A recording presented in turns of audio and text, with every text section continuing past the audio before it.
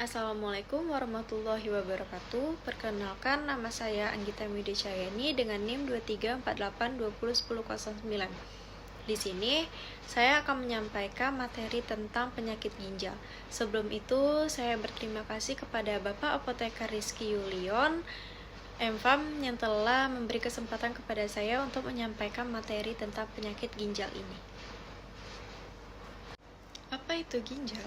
Ginjal adalah organ vital dalam tubuh yang berfungsi sebagai organ ekskresi dalam tubuh yang berbentuk mirip kacang dan terletak di belakang perut atau abdomen. Ginjal terletak di kanan dan kiri tulang belakang, di bawah hati dan limfa. Pada fungsi ginjal yang utama itu adalah menyaring senyawa racun dari darah. Di sini kita masuk ke penyakit ginjal. Yang pertama itu ada batu ginjal. Batu ginjal adalah kondisi akibat terbentuknya endapan padat di dalam ginjal yang berasal dari zat kimia dalam urin. Ukuran batu ginjal bisa mulai dari sekecil butiran pasir hingga sebesar kacang polong.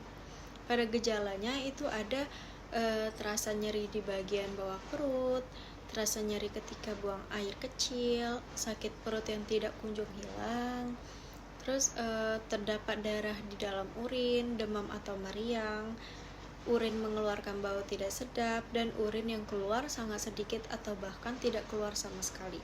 Nah, pada pencegahannya itu dapat minum air putih minimal 2 liter per hari, mengonsumsi makanan dengan kandungan kalsium atau mineral lain secukupnya, dan tidak melebihi batas asupan harian. Dan yang terakhir itu ada menerapkan diet rendah garam atau mencari pengganti garam untuk dijadikan bumbu masakan.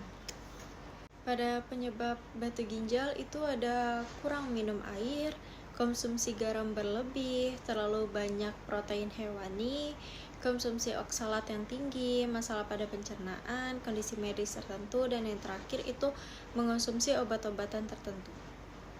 Di sini kita masuk ke penyakit yang kedua, yaitu gagal ginjal akut. Nah, gagal ginjal akut atau acute kidney injury adalah kondisi ketika ginjal berhenti berfungsi secara tiba-tiba. Kondisi ini bisa terjadi akibat gangguan aliran darah ke ginjal, gangguan di ginjal, atau penyumbatan di saluran urin. Pada gagal ginjal akut harus segera ditangani untuk mencegah kerusakan ginjal permanen. Di sini kita masuk ke faktor risikonya. Faktor risikonya itu ada berusia di atas 65 tahun, menjalani perawatan intensif akibat sakit parah, memiliki riwayat gagal ginjal akut atau penyakit ginjal kronis, menderita kanker atau menjalani pengobatan kanker seperti kemoterapi, dan yang terakhir itu menderita diabetes, hipertensi, gagal jantung, penyakit hati, penyakit arteri perifer, atau obesitas. Nah, pada gejalanya itu ada pembengkakan di tungkai akibat penumpukan cairan, sesak nafas, tubuh mudah lelah, nyeri atau sensasi tertekan di dada, napas berbau tidak sedap, mual dan muntah, kejang, dan koma. Pada pencegahan gagal ginjal akut itu kita bisa mengonsumsi makanan sehat dan bergizi seimbang, membatasi asupan garam dan gula, menjaga berat badan ideal, menjaga kadar gula darah dan tekanan darah tetap normal, minum air putih yang cukup, membatasi konsumsi obat pereda nyeri, berhenti merokok, membatasi konsumsi minuman beralkohol, mengelola stres dengan baik, berolahraga secara teratur, dan tidak menahan buang air kecil untuk mencegah infeksi saluran kemih berulang yang dapat berujung pada infeksi ginjal. Pada pengobatannya itu kita bisa mengatur pola makan, yaitu dengan membatasi konsumsi makanan tinggi garam dan kalium selama proses penyembuhan ginjal, terus pemberian obat-obatan seperti obat yang dapat menyeimbangkan kadar elektrolit di dalam darah dan obat diuretik untuk mengeluarkan kelebihan cairan. Terus antibiotik suntik itu untuk mengobati gagal ginjal yang disebabkan oleh infeksi bakteri, dan yang terakhir itu cuci darah. Cuci darah itu apabila kerusakan ginjal yang dialami pasien itu cukup parah. Nah, yang terakhir ini ada uji diagnostik.